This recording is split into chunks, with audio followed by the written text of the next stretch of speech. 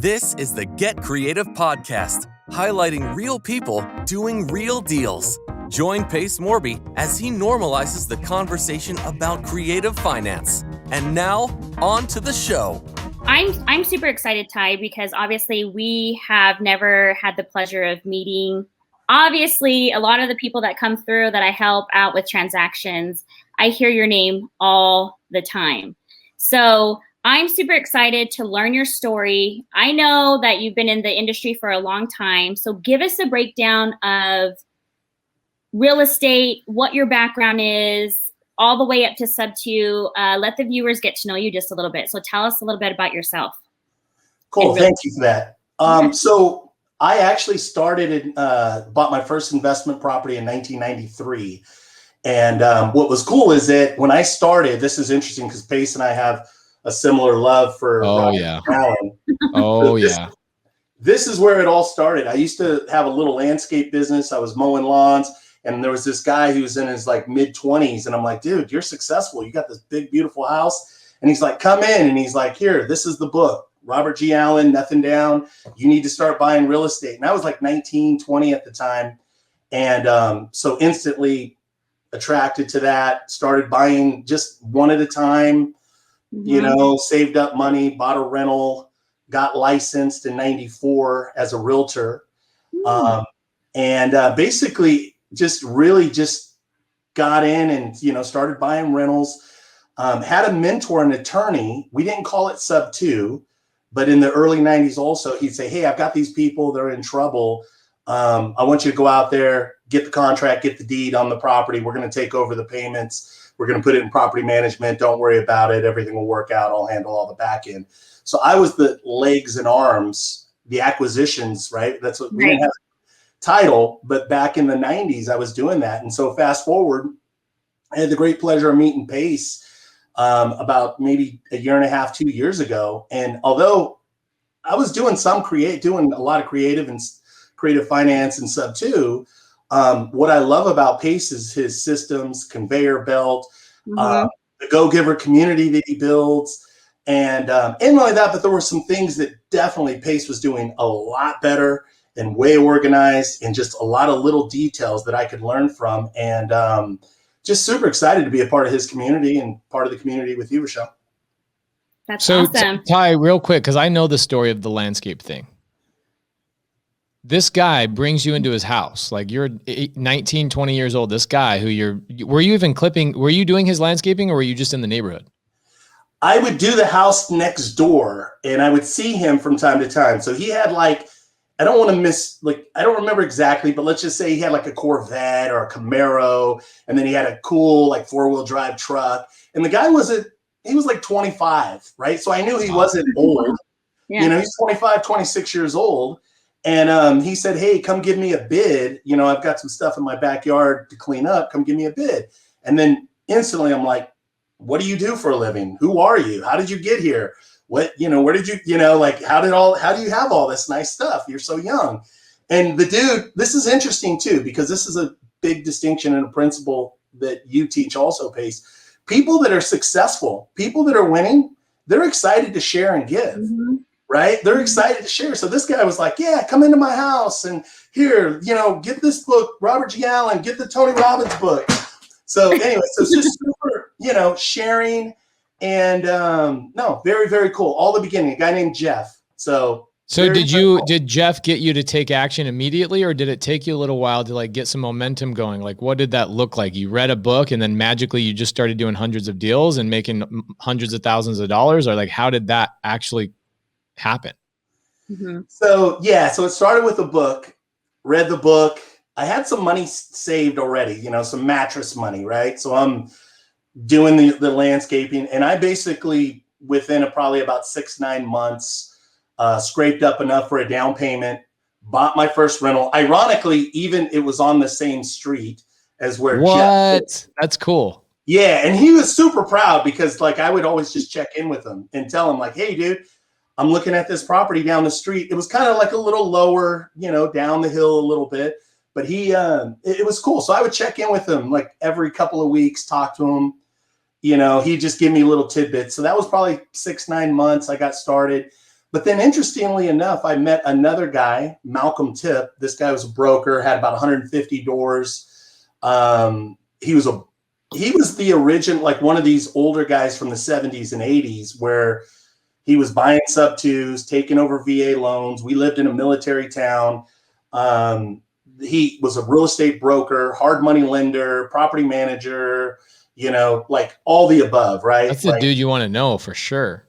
Yeah, like boss, total boss, Malcolm Tip Realty. So like I would see him and then I'm like, oh, I'm going to go work for you someday. And I would tell him that. I'd see him, hey, I'd like to come work. Oh yeah, come down anytime. And so that's where I got licensed. And then 2 doors down was a guy, Steve Camden.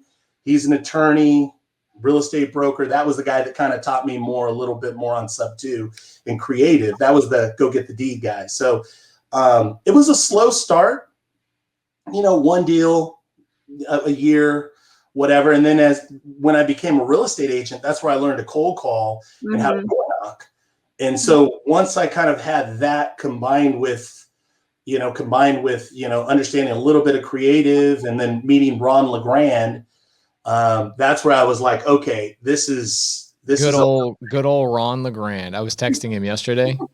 Oh my gosh. Prolific people. Like they don't even realize how many lives they've changed. Like even this guy that you're talking about, go get the deed guy, right? Like I don't know him. I know Ron LeGrand, but I don't know this other guy. What does that mean? Go get the deed. Because I know that's like it's not so much a strategy. It's more of like a motto or like, just go get the deed, Ty. Just go get the deed, Ty. Walk me through that real quick. I want to hear that. So and we didn't have a label for SubTo. So this was interesting. The guy, Steve Camden, the guy that one of my heroes. So he would say, hey, he was an attorney plus real estate broker, property manager. And we were in a military town. We were in the Bay Area, San Francisco, Oakland Bay Area, but all the bases were shutting down in the early 90s. So there was a lot of repositioning. People were getting job transfers or just getting laid off. And so it was this flat 3 or 4 years in the market where people were like, I'm not quite upside down, but I'm almost upside down. I really can't afford to cut a check for the commissions. They would go consult with Steve as an attorney. And Steve would say, hey, here's what we're going to do. We're going to take over your payments. You just deed the property to us, me and my partners. We'll manage the property. At some point when we sell it or refinance it, down the road, I'm not making any promises. We'll go ahead and get you off the loan. But for now, you're going to stay on the loan. Basically a SubTo. Yeah. And so Steve would just like, hey, I've got these people. They're expecting you tonight. Go out there 6 o'clock, get a notary, take a contract, take a grant deed. And we didn't get title insurance back then. People just literally just deed us the house and we would take them over SubTo. It is interesting how things have changed. People now go through a title company for every single transaction. And earlier this morning on one of the student Zooms, I had a student go, do I need Rochelle to just go get a deed? This is why I'm hitting on this. Is like, do I need Rochelle to just go get a deed? It's a piece of land. The seller is selling it to him it's cash, not even a creative deal. It's a cash deal for $1,500. He's selling him a piece of land. He goes, but my title company with title insurance and all this stuff is going to charge me like $2,100 for like the whole thing. I go, just do a tabletop closing, bro. Just get the deed. And he was like, I don't know what that means. I'm like, well, title companies and escrow officers have actually overcomplicated this business, right? Like if you really look at like what Rochelle deals with on a daily basis, it's basically babysitting escrow officers and title companies to do something that's actually relatively simple, which is just transfer the deed from one person to another. So you guys would just go grab the deed. You would just do it all right there. And you weren't using a title company is what you're telling me. Yeah, we would literally just have a notary come out to the house and then we would record the deed. We would take it to the courthouse ourselves or have an assistant go and record it. So yeah. Just like Rochelle, what kind of issues would I run into if I'm just for people that are paying attention? Because a lot of people don't understand that you can actually do this. Yep. Even though this was like the way it was done back in the day, right? What issues do I run into if I just go transfer a deed from somebody like a homeowner to me? Do I run into like maybe there's liens, there's encumbrances, there's issues that I haven't done, or what? How do we solve that? What does that look like? Yeah, I don't know what they did. I'm interested, Ty, what they did back in the day, but definitely that preliminary title report is something that gives us a lot of information, right? Because if people don't pull that title report, which you really don't even need a title company these days to do that. But if they don't pull that preliminary title report, just like Pace said, there's so many things right now. Even in Pace's business, you have like probate issues, you have people that try to sell other people's homes. That happens all the time. There's liens, memorandums. There's so many different things that you can miss out on of doing your due diligence. So that's back to you, Ty. Like, what did you guys do back then, in regards to, have you found things later on in regards to memorandums, liens, or how did you guys get around that? So one of the things is that Steve would actually look at he'd get on the county tax assessors, and he would look at those things and kind of scrape through it. And he knew how to do his own title work, just being an attorney. By the way, I would not recommend this, just to be really clear to the listeners and the audience.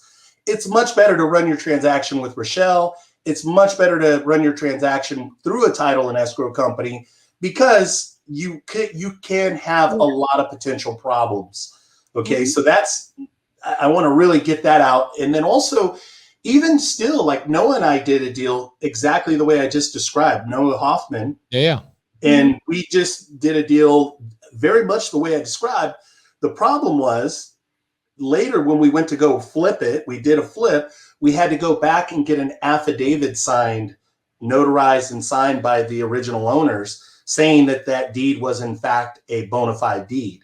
So we had to go back. So if we had a problem with the seller, or if the seller was like, oh, these guys are making all this money, the seller could have taken us hostage, because we did a tabletop close. We didn't run it through a title company initially.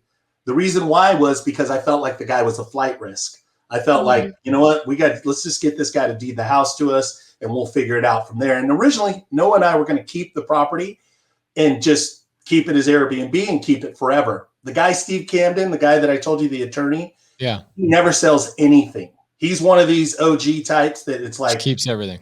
He buys it, he keeps it, he pays it off.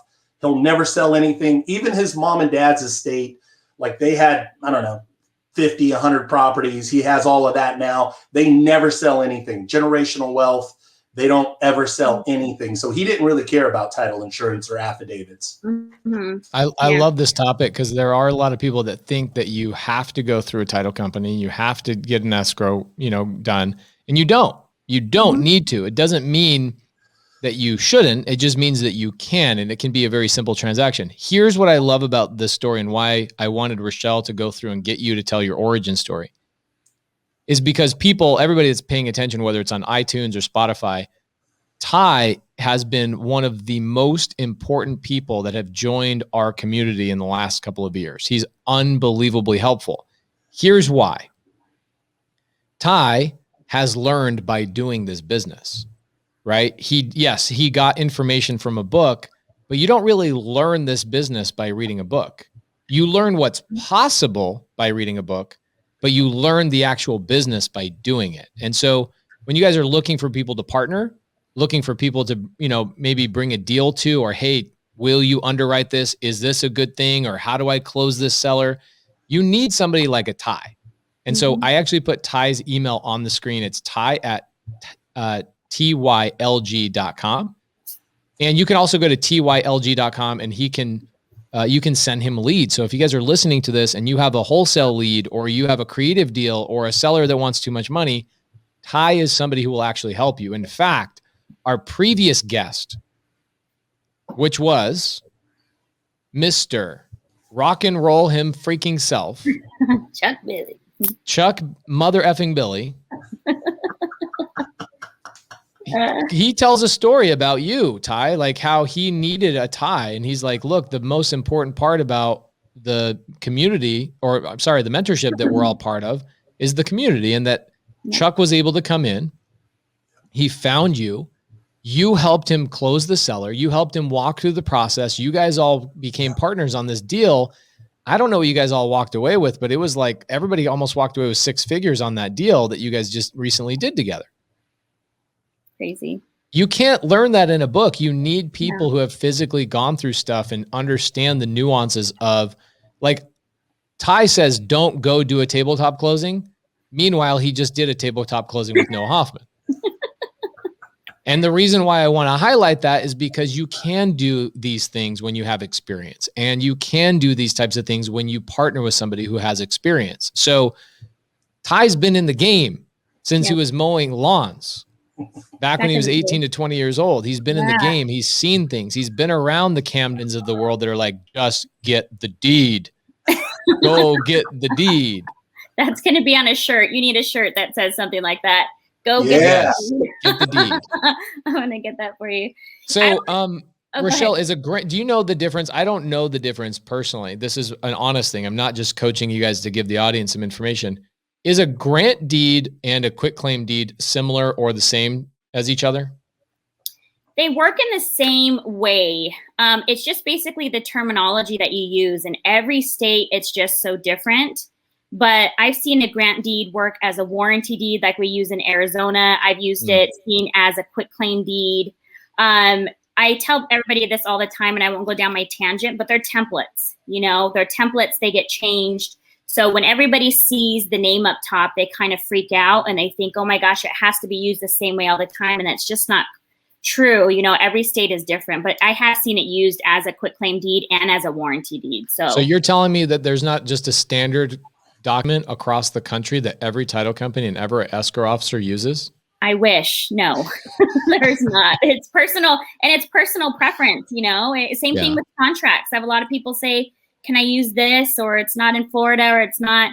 And it's the person that's doing your title work that's going to say, hey, we want a realtor contract, or or the wholesale contract's fine. So you just got to learn to it's creative finance. That's what I tell everybody. You got to be flexible. Just like how we can be flexible with our terms and we can offer solutions for different sellers and figure out a way to help them out to reach their goal. We have to be the same way in regards to our back end. We have to be flexible in the way we do things. So love it. You have to have that mindset. Yeah. Going into it. So Ty, on what you've been doing inside the community, prolific, amazing. I get people chirp at me all the time. Like, Ty's amazing. Ty's amazing. Where'd you find Ty? I'm like, I don't know how we were lucky enough to find Ty, but Ty, we needed Ty in this mentorship. So what are some interesting things that you and maybe some other students are currently working on right now? You've got Noah Hoffman. You guys ended up doing that deal. You flipped that, but that one's done. Do you got anything in the pipeline that you guys are currently working on that would be a fun story or something kind of cool that you guys are doing?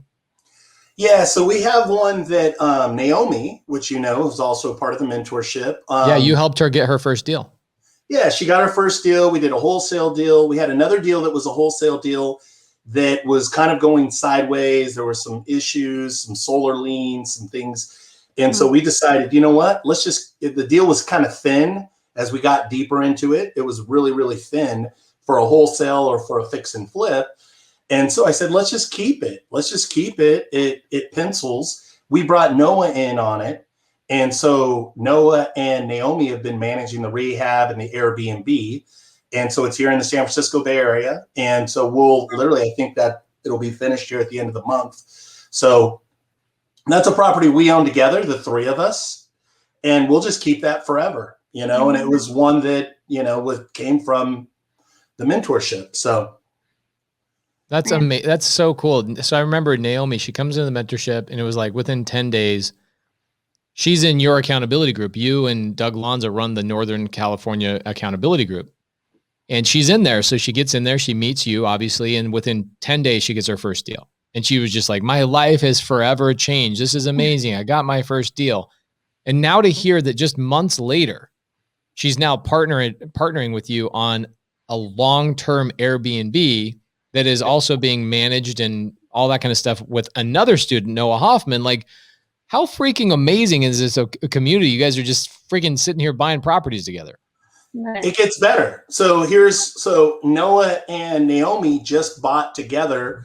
They bought something that they're going to do Airbnb. It's something on the East Coast. I don't really know all the numbers and all that, but I know it's a great deal. They're doing an Airbnb on that. It's kind of a like a mountain resort type area.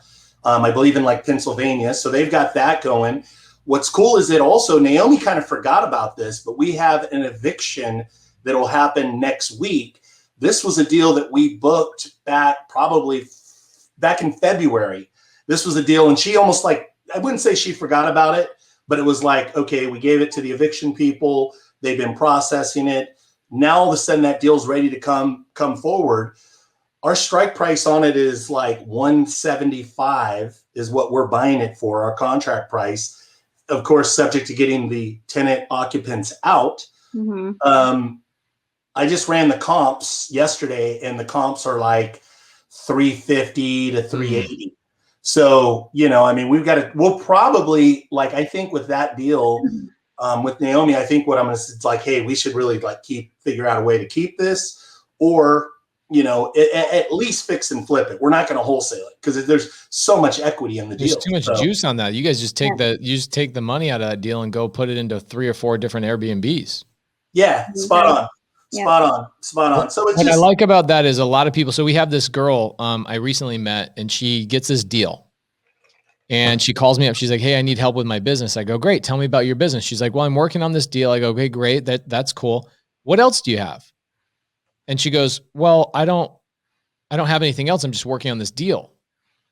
And I'm like, "Okay, you have nothing else in your pipeline?" She's like, "Well, yeah, I'm just focusing all my time and energy and waiting for it. It was an eviction. She was waiting for an eviction to happen." So I'm like, that's not a business. You set it and you forget it and you move on to the next deal. And that's what's so cool is meanwhile, you guys are buying Airbnbs together. She's buying an Airbnb with Noah on the East Coast. And then these deals that you put in your pipeline and you set it and forget it, they pop up as like happy surprises 3, 4, 5 months later. And you got $175,000 of meat on the bone for you guys to chew on. Like, that is so hard for new investors to do, is to get a contract and not only think about the money you're going to make from that contract. What advice do you have to a new investor that maybe gets stuck on one deal? And we call it the disease of one-itis. It's funny that, no, spot on. It's like every day you got to start at zero, right? So every day you start at zero. And the idea is that whatever I did this last week, it's Saturday today as we're talking, like whatever happened last week was last week. That's like, okay, come Monday morning, it's a brand new week. I've got to go out and find new deals, find new opportunities. And I think that, it's easy for us to get excited. Like you could have, even for some of you've got incredibly successful people in the mentorship, that have 3, 5, 7, 8 deals going at any given time, whether it's fix and flip, there's stuff they're going to hold, whatever. The thing is that you can't fall in love with the inventory. You've got to keep moving, and continue to fill the funnel, continue to fill that conveyor belt, right? So, and that's what's great about with you, Pace, what you teach. Because it's like, even though you're known as the creative finance guy and the SubTo guy, like you have an operation, your business with Cody and Matt, it's well-rounded. You guys are doing everything. You're fixing, flipping, you're wholesaling. It's all built primarily on wholesale as the lead capture. Yeah. And then it turns into all these other opportunities. So I just think people got to be constantly out there working and pressing, filling the funnel, bringing in new opportunities. Yeah, I love that. I mean, people ask all the time, how do you guys focus on creative finance leads? I go, we don't. We focus on one thing. We focus on pain. So we find sellers that have pain, which pain equals motivation, right? I mean, Rochelle, I can't even imagine the conversation she has all the time because she's the transaction coordinator for like hundreds and hundreds of deals at a time. The sellers you're talking to are not the same sellers you talk to on regular listing deals, right? It's like night and day, black and white between the differences between a retail seller and a seller in our world, right? And so we go find sellers. Actually, I'm curious, Rochelle, like what's the biggest difference? Oh my goodness. Bro, can you imagine the conversation? Because she'll do like a listing where it's like she's dealing with somebody who like has no pain, no issues. Their house is fully furnished and renovated, and they're selling their home, and she's the TC on that. And then 4 minutes later, she's on a phone call of somebody who's like house burned down because of a meth lab, and her wholesale client is buying it cash. It's true. You got to be like mentally, ready for it, because this is a funny thing, and maybe Ty, you can give some advice on here. I have a lot of obviously students from the SubTo. I mean, we have people that are coming to us because we do things like this with Pace and Wholesale Hotline, things of that sort. And they are completely shocked by the process. I think in our mind, we think it's going to be something different, right? We lock down a contract, we're going to sign it, we're going to make the money, and it's going to be that simple. But what happens is the emotion gets involved. You know, your house, sometimes for a lot of people in the States, that's the biggest investment they ever make, right? There's a lot of different people. Then you have probate, and then you have somebody where you're doing innovation and they love the house and they fall in love with it. What advice can you give to the viewers in regards to being prepared, I feel like even mentally, to be able to handle these types of transactions? Because like Pace was saying, they are very complex and diverse. Sometimes it's funny, sometimes it's sad. It's kind of all over the place. What advice would you give to investors of being ready for that? Great question. So a couple things that come to mind is that to keep the emotions between the lines. And the idea is that I think for all of us, you know, professionally, when we show up as a problem solver, somebody's got a major problem, they have a major need, they've got pain, whatever the case may be, we want to show up as the number one is the solution. And then number two is that we want to be the calming force, right? I believe that we want to show up and be the calming force, and that we're able to take something that's really chaotic and stressful and give that seller certainty, give them confidence, maybe even give them the love or care, you know, the fact that we actually care and that we actually are going to hold their hand, walk them through the process. So it's interesting. I think that just for us, I said this the other day on Daily Dial, which we have a lot of fun with Daily Dial for in the mentorship, where we're working on what to say and how to say it, and scripts and dialogues and conversational. How do you walk somebody through this? But one of the things that I said the other day was that, you know, we want to show up as a practical psychologist. In other words, we just want to show up and be able to let them vent, let them talk, let them express their fears, their concerns, their whatever, and have them feel good about getting it off their chest. And not only that, but more importantly, feel confident that we're the solution that can get them out of this pain or out of this bad situation. So. Right. I love that. I always bring this into all of our podcasts, but I always want to know, how do you do it? I talked to someone yesterday, which was really cool, Pace, someone from Korea and someone from England, and they had saw our wholesale hotline that we did together. And I actually tried to videotape the call. I'm carrying this like GoPro thing around with me just because some of these conversations, I'm like, I need to be able to show people. And it was so interesting that I was talking to people like that. But how do you do it for yourself? Because you're giving so much great advice. And I feel like sometimes as human beings, we do that, right? Like I can tell my kids what to do. And sometimes I'm like, here I am in anxiety and overwhelm. So what do you do for yourself as an investor? What's your support system like that? And how do you manage the complexities of like your business life and all of that stuff? I love it. P-Dog is international now. I love it. So He is. I love it. So a couple things is that I think you have to have a daily routine / rituals, things that kind of fill us up. So, you know, whether that's exercise, you know, going to the gym, reading, listening to podcasts, having great conversations with great people. One of the things, like in the mentorship, my best friends are people in the mentorship. I talk to Noah Hoffman 3-4 times a week. I'm talking to Naomi. I'm talking to Chuck Billy. I'm talking to Vincent Lanza, Uncle Lanza. You know, I'm always just in conversation with really great people that uplift you, people that encourage you, people that even like they ask good questions. And maybe I'm helping them, but they're also helping me because they're reminding me of things I haven't thought about in a long time. So I think you just have to have rituals and routines that lift you up. I think too, this business can be stressful. So you have to have some outlets. You know, I know Pace, you spend a lot of time with your family, with your kids. I spend a lot of time with my kids. You know, a meditation, you know, whatever that is, quiet time, or even just going out on a nice walk or a hike. But you have to have some things that recharge you and refill you so you can show up in a much bigger way and be present for other people and serve other people. I love that. Well, speaking of serving other people, everybody that I talk to about you is always telling stories about how you'll get on the phone with their sellers. So let's say that I'm somebody watching this show and I go to tylg.com and I'm like, I've got a lead, but the seller wants 300 grand for a house that's worth 300 grand.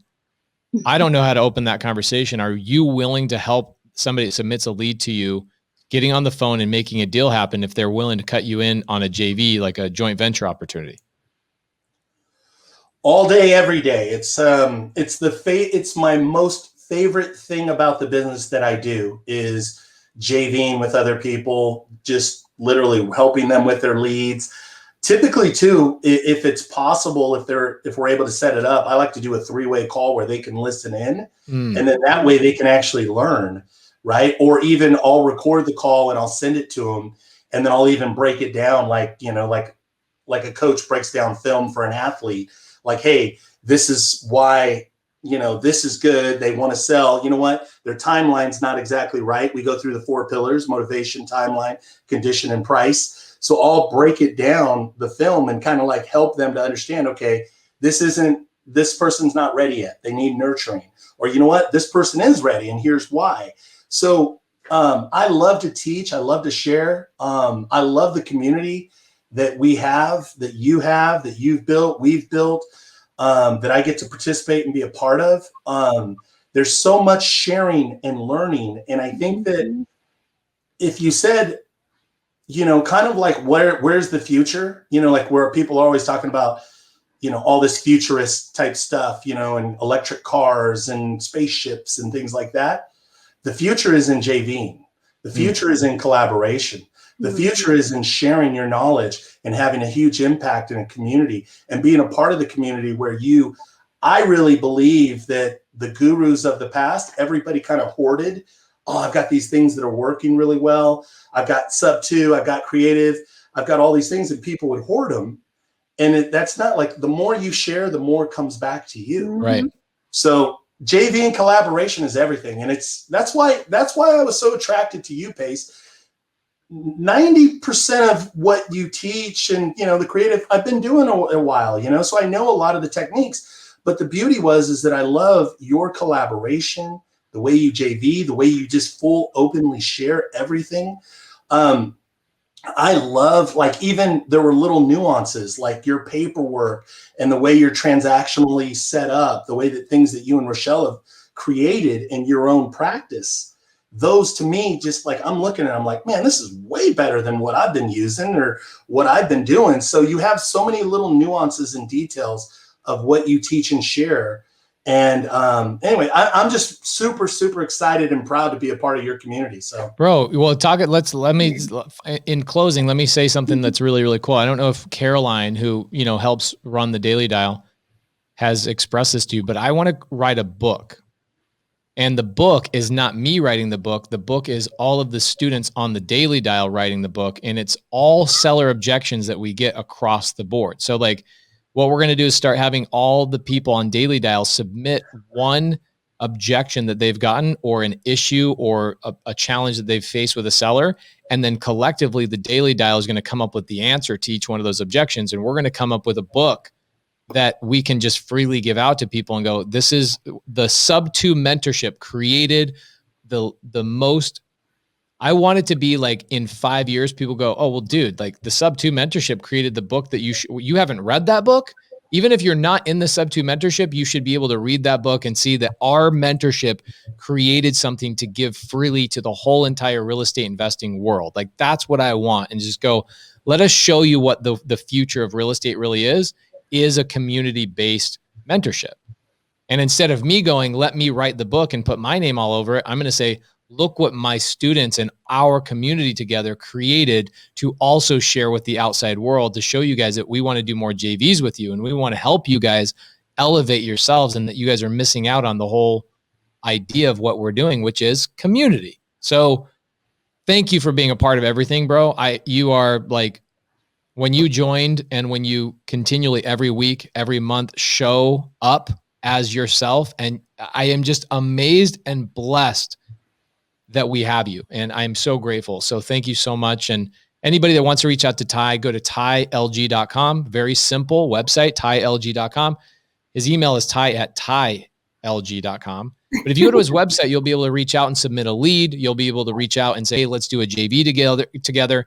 I would venture to say that between you and the students you're currently working with and helping, millions of dollars will be generated just this year in profits from your guys' JVs. Big time, big time. Like the deal with Chuck Billy, that was about $300,000 on a novation deal. That was about $300,000 in profit. Another one with Noah Hoffman, about $180,000 in profit. I could go all day. Like literally, like I would say that just from JVing, and it's not, this is, you know, I'm getting a piece of it. The other party, the other students getting a piece of it. We'll do well over $1 million this year in JV deals and partnering with people and whatever. So, you know, just think about that. That's what's possible in this community is you have people that are all, not just me, but everybody in the community is willing to share, give, help, you know, and it doesn't even have to be a deal. It can be situational. Hey, I got a question about. Everybody in this community loves to share and give. So thank you, Pace. Thank you, Rochelle, for all that you guys do. Bro, we love you. You're amazing. You're the best. Guys, this was another episode of Get Creative with Ty. He is unbelievable. If you want to reach out to him, please reach out to him at tylg.com. And we will see you on the next episode of Get Creative. Thanks for listening to the Get Creative podcast. If you enjoyed this content, like, subscribe, and share with your friends.